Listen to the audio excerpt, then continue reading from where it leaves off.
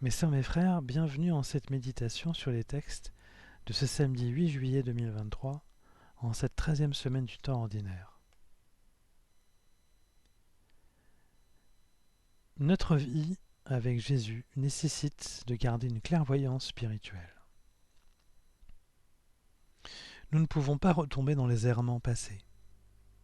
Comme le dit Paul, quelque part dans la lettre aux Romains, qui n'est pas le texte de ce jour, une réminiscence, « Si je suis sous le règne de la grâce et du pardon, vais-je pour autant pécher davantage ?» Je le paraphrase là. Ce serait bien hypocrite. Ce règne de la grâce nous permet de nous débarrasser du péché, parce que nous sommes sous le joug de Jésus-Christ, Sauveur et Seigneur. Nous ne pouvons pas renoncer à sa grâce, car c'est elle qui nous sanctifie.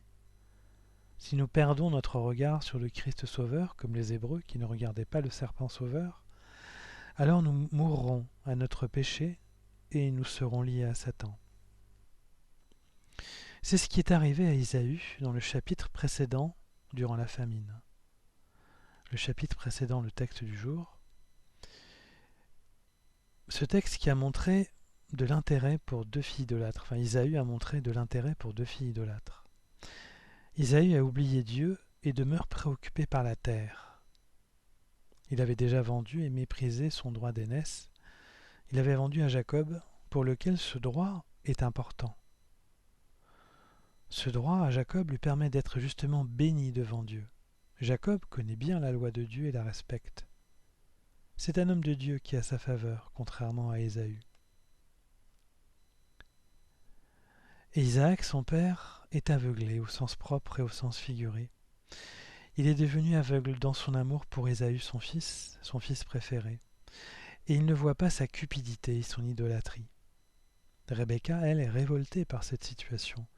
Elle qui craint Dieu et qui va tenter le stratagème de masquer l'apparence de Jacob pour qu'il reçoive la bénédiction de son père avant de mourir à la place d'Ésaü.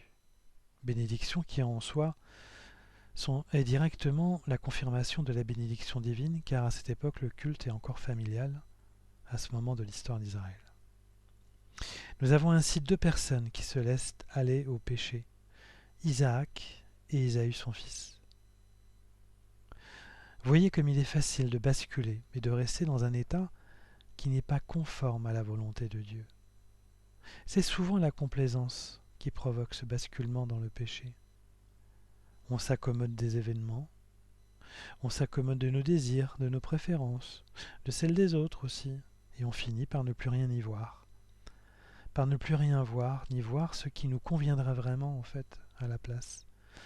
On finit par ne plus voir non plus ce qui conviendrait à Dieu. La vie n'est pas facile. Les événements douloureux peuvent avoir raison de notre clairvoyance, de notre voyance claire. Mais l'amour de Dieu est toujours là, même quand nous pleurons. Dieu pleure avec nous, car notre époux et notre conjoint Jésus-Christ est toujours là pour les membres de son Église et pour chacun d'entre nous. La puissance de la tristesse et de la maladie sont telles que le péché en profite pour entrer dans nos yeux pour les obscurcir.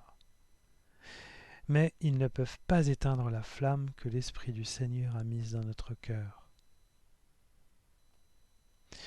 Nous ne pouvons pas être en deuil même quand nous sommes en deuil. Nous ne pouvons pas ne pas veiller lorsque tout semble s'écrouler autour de nous. Nous ne pouvons pas sombrer dans la mer même lorsque la tempête arrive. Jésus est dans notre bateau, avec nous.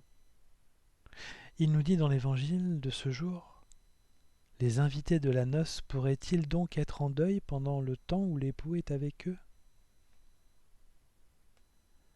Depuis sa résurrection, Jésus est continuellement présent par son esprit.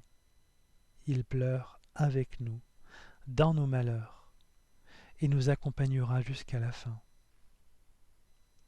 Alors, mes sœurs, mes frères, ayons confiance.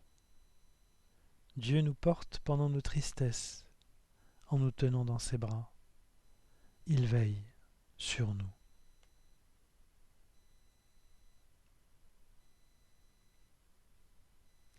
Mes sœurs, mes frères, après cet instant de méditation sur les textes qui portaient sur la clairvoyance spirituelle, je nous invite à la prière.